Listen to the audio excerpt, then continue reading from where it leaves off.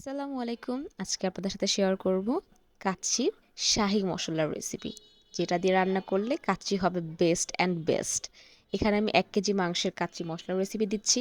একটা জয়ফল, জয়ত্রী দিচ্ছি সামান্য, স্টার এসেন্স নিব, আধা চা চামচ গোলমরিচ, ১ চামচ কাবাব চিনি।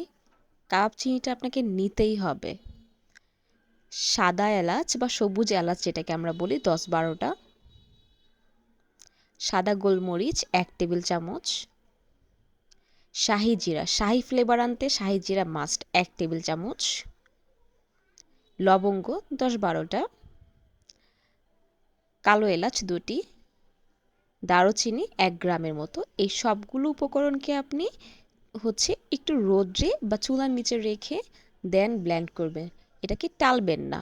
টাললে এইটার যেই সুন্দর ফ্লেভার, সেই ফ্লেভারটা নষ্ট হয়ে যায়। এটাই হচ্ছে শাহী মসলার সিক্রেট রেসিপি।